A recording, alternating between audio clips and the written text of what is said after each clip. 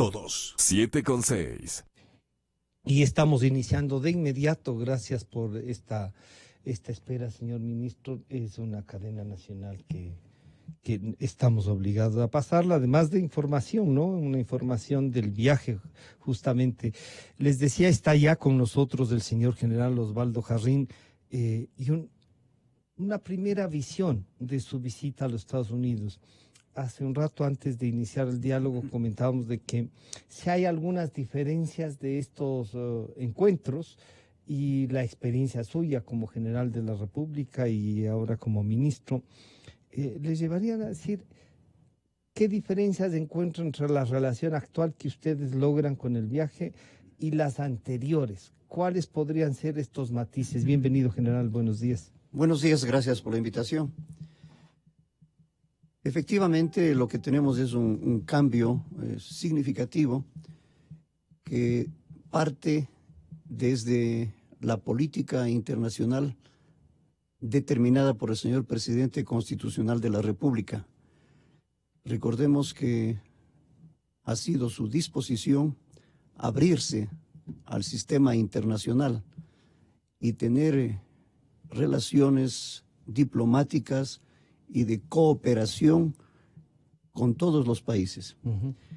Esto marcó prácticamente un punto de inflexión con el pasado, de tal manera que se pueda establecer, como nos corresponde a los ministros en el campo de la defensa, implementar esa política determinada por el señor presidente constitucional de la República, y esto ha permitido desarrollar iniciativas en el campo de la defensa para lograr que se haga una realidad la seguridad cooperativa regional, que ese es el tema central que fue presentado en la visita que se tuvo en Washington, D.C., y que satisface por cuanto hemos venido trabajando más de un año en esta estrategia común de seguridad regional, como la hemos denominado, y que partió la iniciativa en Cancún el año pasado en la Conferencia de Ministros de Defensa. Esas conferencias permiten dialogar entre los ministros del continente y realizar reuniones bilaterales. Uh-huh. Y lo hice con el ministro de Defensa de Colombia, en igual forma que con el ministro de Defensa del Perú. Pero lo que usted nos está comentando, general, entonces, lo que usted llevó a los Estados Unidos en esta visita es una propuesta regional, en donde estarían de base Perú y Colombia, un poco planteándole las necesidades que tenemos desde el Cono Sur, y especialmente estos tres países que formamos parte del Acuerdo de Cartagena, del Pacto Andino, ¿no? Así es, cuando hablamos de seguridad cooperativa nos fijamos tanto en oportunidades como en desafíos. Y las oportunidades son cubrir en mejor forma, en forma complementaria, con los países vecinos, Colombia y Perú, para tener oportunidad de que nuestras debilidades como país permitan ser cubiertas con el apoyo de los países en una mejor forma y poder cumplir con la misión esencial de cada uno de los países de proteger a nuestra población, proteger los recursos, proteger la soberanía nacional y, en definitiva, establecer una estrategia que nos beneficie a los países. Esa es la oportunidad. Política nacional. Una política. No nos sumamos a un plan norteamericano, sino le planteamos una política nacional que además tiene el respaldo de Colombia y Perú. Así debemos entenderlo. Así es, exactamente. Aunque no como política, sino como estrategia. Como estrategia. Recordemos que somos ministros de defensa y somos respetuosos de la Constitución y del orden político. La política establece el presidente de la República. Entonces no entramos en el término de política, sino de una estrategia. ¿Una aplicación de un convenio internacional de lucha contra el narcotráfico, por ejemplo? Exactamente. Comenzamos desde nuestra responsabilidad de defensa de cada uno de los países y cada país arregla su estrategia que le corresponda. En el caso ecuatoriano hemos venido trabajando progresivamente en lo que significan los puertos del Ecuador. Si nosotros tenemos 4 puertos en nuestra costa, lo más lógico es que haya una capitanía de puerto en cada uno de los puertos de aguas profundas. Ya. Entonces hemos realizado coordinaciones y hemos recibido apoyo de la empresa privada. Me refiero a Gilport en el puerto Bolívar, de DP World en Pozorja y en Manta de la compañía Los de autoridad administradores, portuaria de Manta, de las 3 compañías de Agunza de las 3. Los 3 puertos que están concesionados y que son de beneficio para el país, necesitan también dar facilidades para el establecimiento de una capitanía de puerto y lo hemos logrado. Eso es parte de inicio de la estrategia. Esto significaría entonces que en estos 3 puertos que están administrados, porque hay una concesión, la autoridad marítima va a tener ahí un comandante que haga ¿qué en este caso? Nos va a dar facilidades para que exista la capitanía de puerto y guardacostas. Vamos a asegurar. Vamos a operar desde ese puerto comercial. El gran desarrollo marítimo comercial internacional que va a tener el Ecuador en estos 3 puertos se va a desarrollar.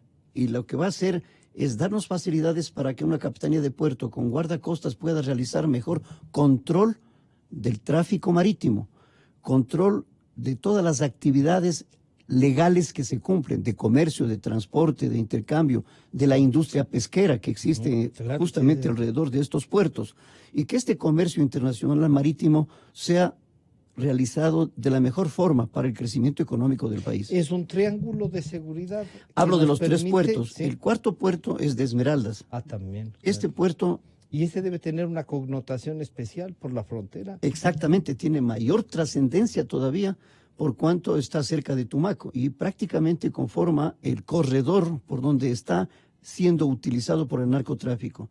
En este puerto vamos a tener un convenio firmado con el Ministerio de Transportes y Obras Públicas para uso compartido del muelle.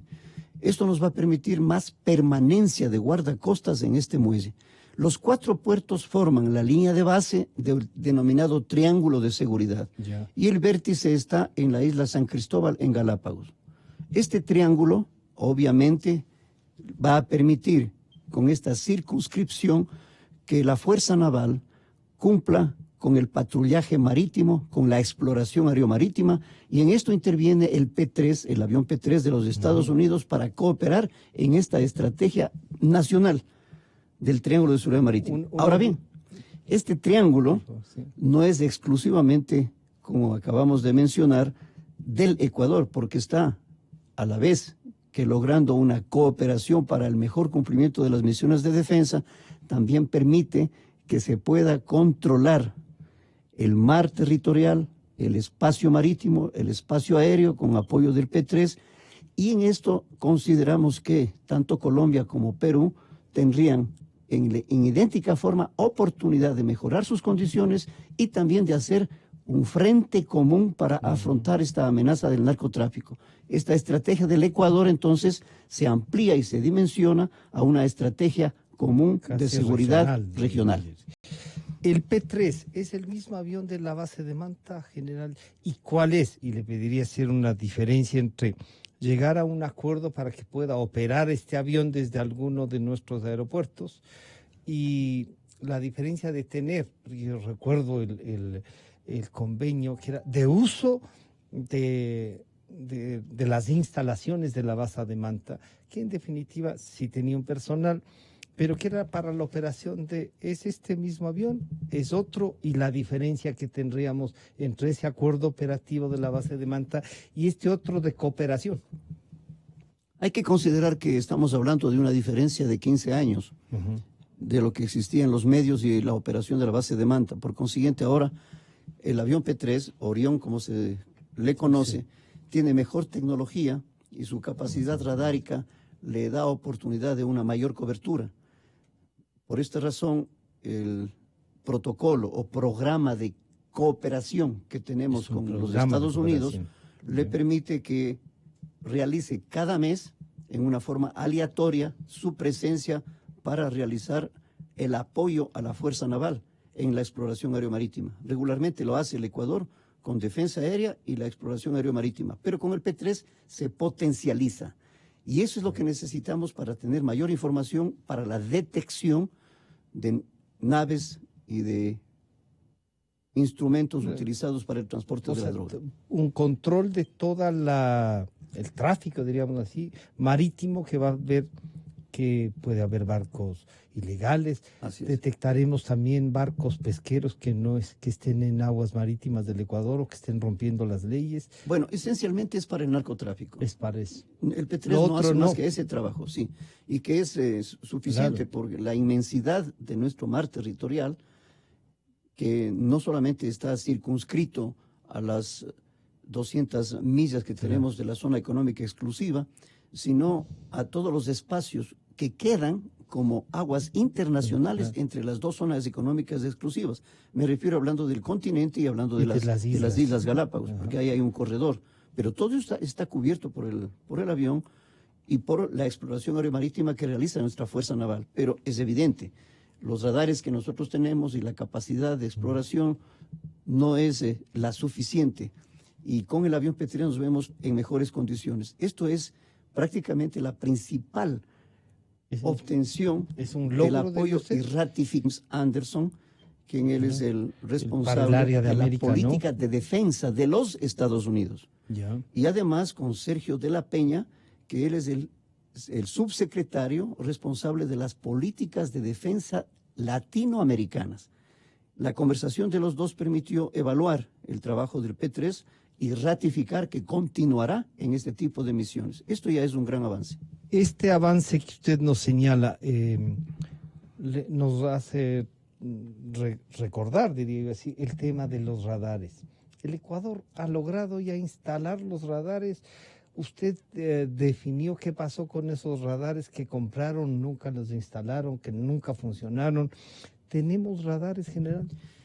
La época de los radares que no funcionaron, que fue una compra inadecuada, por decirlo menos, que no cumplió, fue sobrepasada con la nueva adquisición. Tenemos radares de la fábrica Indra, que tienen un magnífico resultado, funcionan 24/7, 365, y nos permite una cobertura satisfactoria. Obviamente, dentro de las limitaciones que tiene la tecnología radárica, pero estamos satisfechos con el cumplimiento de la misión y cuando realizamos mantenimiento lo único que hacemos es mejorar las condiciones que se requieren para mantenerlos siempre a punto.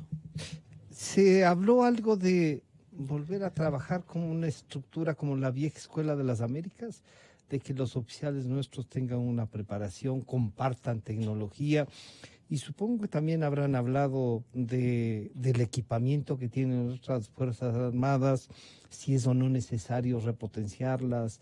¿De eso se habló, de los recursos pocos que tenemos en el Ecuador?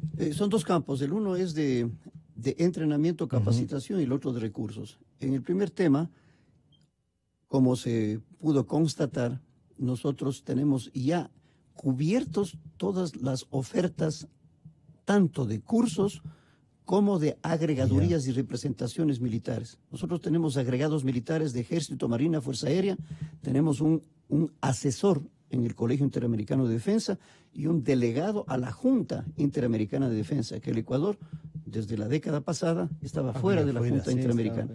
Retornamos a la Junta y estamos con todos los cupos cubiertos para tener una mejor representación. Y lo que estamos logrando prácticamente viene a ser una efectivización de lo que se aspira con nuestros agregados militares. Y en cuanto a cursos, también estamos no solamente recibiendo cursos en los Estados Unidos, sino también aquí intercambio para entrenamiento. Un ejemplo concreto, vamos a tener en el mes de septiembre de este año la operación UNITAS. Como usted conoce, es una gran operación naval de varios países. Al momento ya están inscritos 14 países que van a participar, o físicamente o con representación. Y en el mes de septiembre vamos a hacer el ejercicio. Va a ser la base aquí en Ecuador. El Ecuador es la sede de la UNITAS. Esto es parte del entrenamiento, de los acuerdos a los que se llegaron. Por consiguiente, tanto lo que es recursos de entrenamiento están siendo asignados y la visita permitió ratificar lo que ya estamos programando. En idéntica forma, hemos hablado también para que el buque hospital Comfort haga su tercera visita en este año. Estuvieron 2 ocasiones de aquí. 2 ocasiones y en este año sería la tercera. ¿Y qué zona visitarían? Que esa es una Ya le tenemos programado, pero no quisiéramos adelantar mientras no tengamos la Ya, confirmación una de que viene. confirmación, Ya tenemos previsto a dónde y cómo desarrollar. Ventajosamente, en el Ministerio de Defensa, con la experiencia de los buques anteriores hospitales que han llegado, hemos elaborado un manual.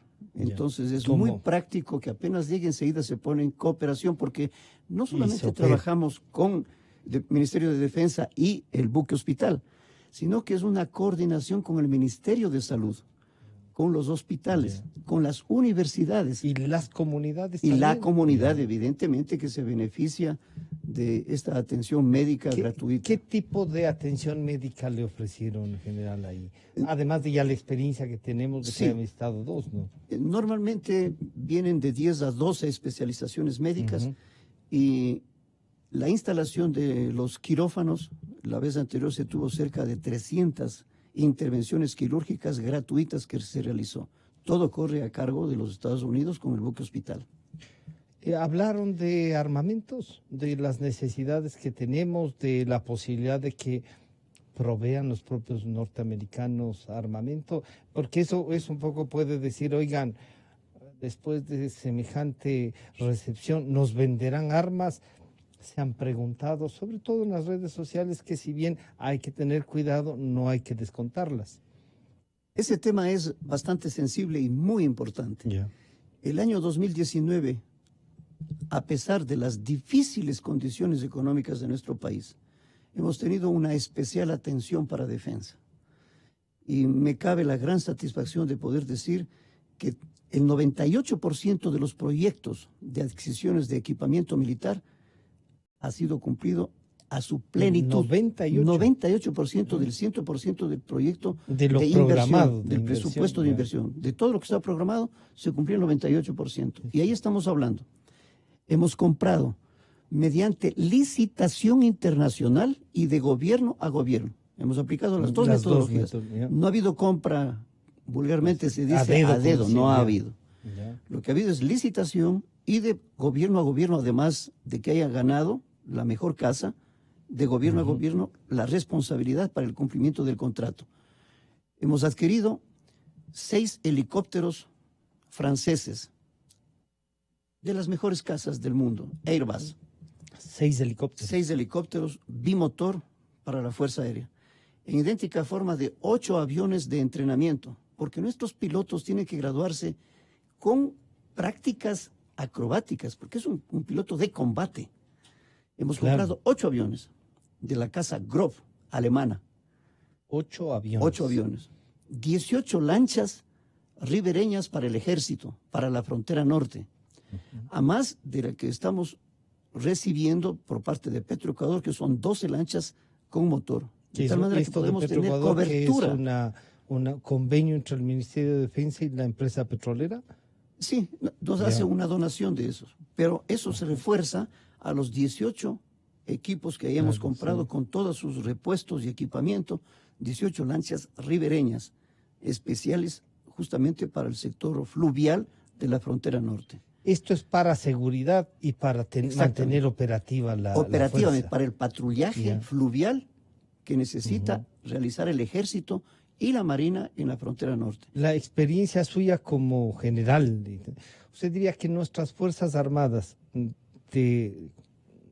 todos estamos conscientes de que recursos faltan, pero están operativas, usted diría, tenemos los puntos claves funcionando y le garantizamos al país su seguridad. El Ministerio de Defensa, siguiendo la metodología y los conceptos modernos de seguridad, en primer lugar, para la compra de armamentos no la realiza a designación o identificación o determinación del ministro de Defensa. Se lo hace previa a una evaluación de las Fuerzas Armadas. Esta evaluación diagnóstica de cómo está la capacidad operativa se refleja en un plan de capacidades estratégicas conjuntas que determina el jefe del comando conjunto con el comando conjunto. Este plan de capacidades va al Ministerio de Defensa. Ahí nos dice en qué condiciones está, en qué porcentajes, en qué tipos, qué parámetros se cumplen de las capacidades estratégicas. En función de eso, se ve los materiales que se necesitan y se compran para mejorar la capacidad operativa total de las Fuerzas Armadas. Entonces no son Es compras. un tema coordinado entre las tres ramas, Exactamente. además de la política del Ministerio de Defensa. El Ministerio La de vieja Defensa- Junta de Defensa, ¿con qué está siendo sustituida? ¿Cómo trabajan ustedes? Se eliminó Con la este, Junta, sí. la Junta de Defensa que usted conoce, que tuvo su desempeño, y ahora tenemos, en primer lugar, en el Comando Conjunto, lo que denominamos el Plan de Capacidades Estratégicas Conjuntas, y pasa al Ministerio de Defensa, y tenemos en dos organizaciones, una subsecretaría de planificación de la economía de defensa, y tenemos bienes estratégicos. Y esto trabaja con las fuerzas.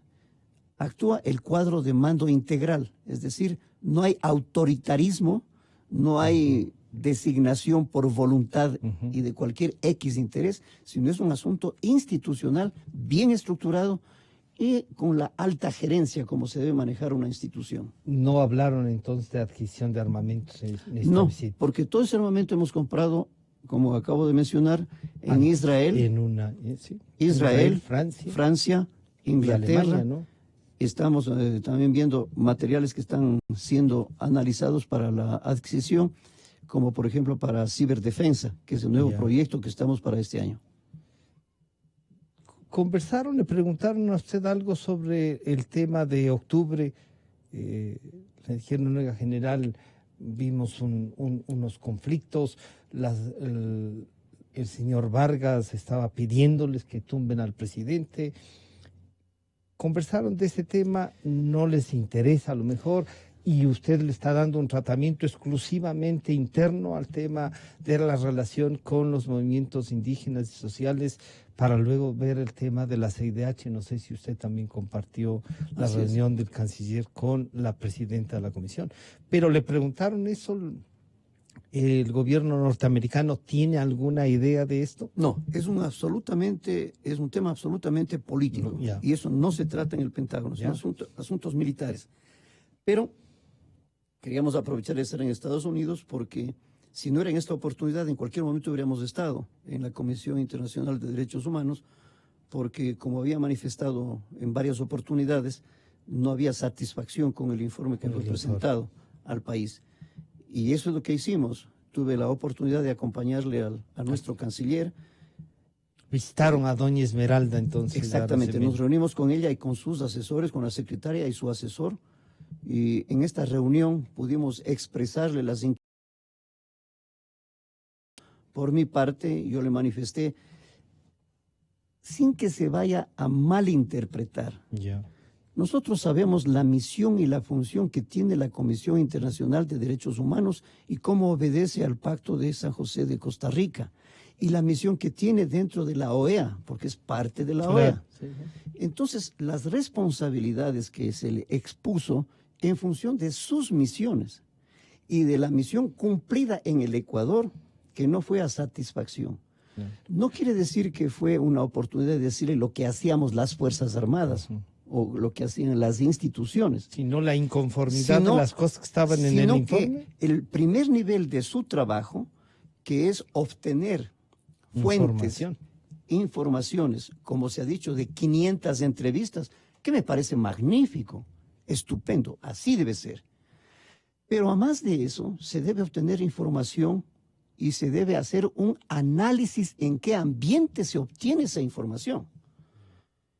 En primer lugar, no es un ambiente de normalidad y no es un paro como se denomina. No se vivió un paro en octubre, fue una situación de crisis.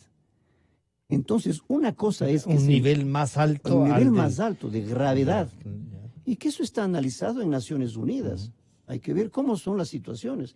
Hablemos de Cómo van escalando cómo se va los escalando. momentos. Y por más eso existe difíciles. inclusive en Naciones Unidas las operaciones de paz, peacekeeping. Claro. De tal manera que ese es el ambiente en el cual se obtenía o se debió haber analizado la información que se recibió, que fue en un ambiente de crisis.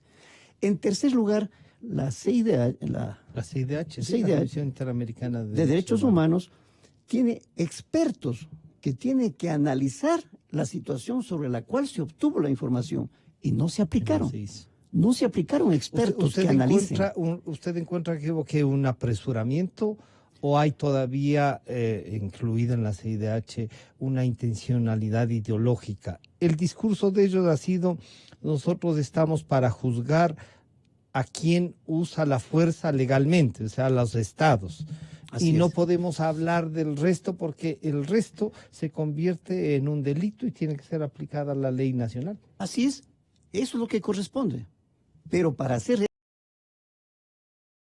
eso, voy a poner un caso concreto. Por favor. Si la Federación de las Cámaras de la Producción del país presentan un informe de respaldo al Ministerio de Defensa sobre sus acciones y decisiones tomadas en la crisis de octubre, es un informe de trascendencia, es de un gremio muy respetable y muy representativo.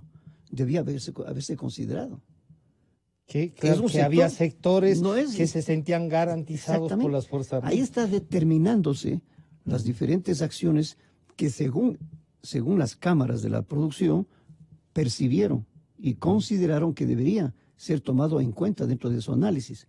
Entonces no es un parecer de las Fuerzas Armadas de lo que hicieron, porque no vienen a evaluar a las Fuerzas Armadas, pero sí tenemos que considerar un aspecto fundamental.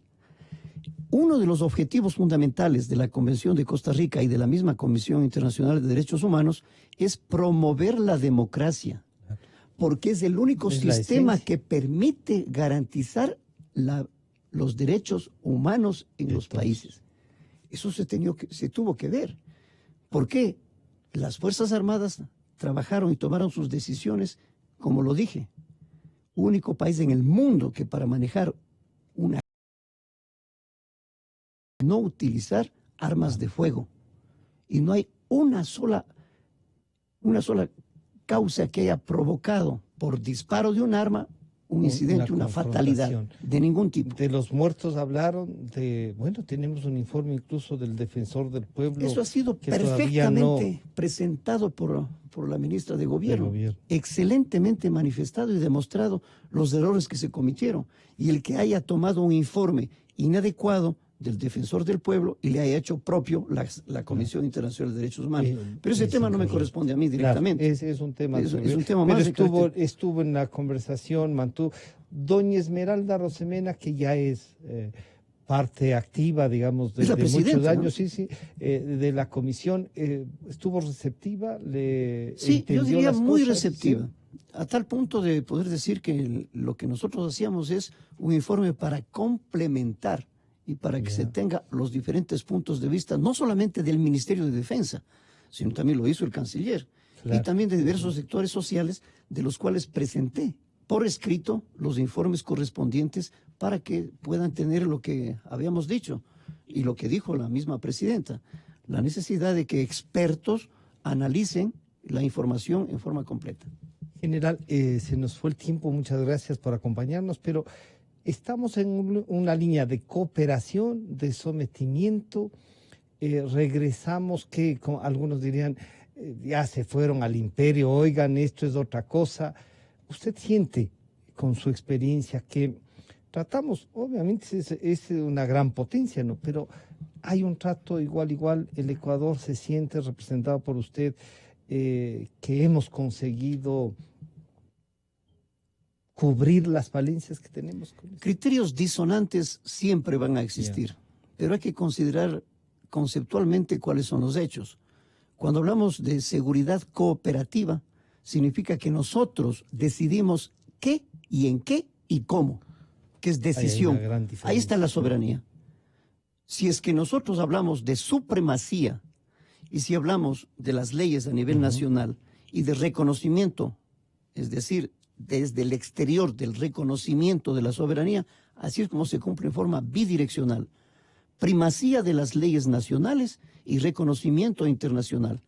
Y nosotros lo que estamos es pidiendo, presentando como una recomendación, luego de que nos damos cuenta de nuestras decisiones y la necesidad de apoyo. Eso significa estrategia propia, genuina, ecuatoriana, que no está determinado. No fuimos a Estados Unidos a imponer. Nadie puede imponer. No, ustedes tenían un En plan ninguna dirección, pero y sí han podemos recibido presentar. un respaldo, diríamos así. Exactamente. Conversamos con Colombia, conversamos con Perú, vemos la necesidad de una estrategia común de seguridad regional y presentamos para que se nos apoye. El presentar significa llevar una iniciativa propia y Estados Unidos, como cualquier país, sabrá si la acoge o no. En este caso fue positivo y consideran que la estrategia planteada por el Ecuador es altamente positiva, por eso nos apoyan. Si valoramos en general la visita, ¿usted se siente satisfecho de la visita? ¿Es una cosa que nos permite avanzar? ¿Eso diría usted? ¿Es el viaje Absolutamente. positivo? Solamente hay que considerar los diferentes puntos que ya se fueron expresados muy satisfactoriamente en el orden económico, educacional, de seguridad y de estrategia de defensa, como hemos presentado hasta ahora. General, muchas gracias. Estaremos haciendo seguimiento de algunos otros temas. Por ahora era una evaluación del viaje, ¿no? Muchísimas gracias. Gracias a usted. Ha estado con nosotros el señor general Osvaldo Jarrín, el ministro de la Defensa. Enseguida volvemos, están ya en nuestros estudios Fernando Villavicencio y el doctor Mauro Terán. Enseguida volvemos. Calidad. Innovación.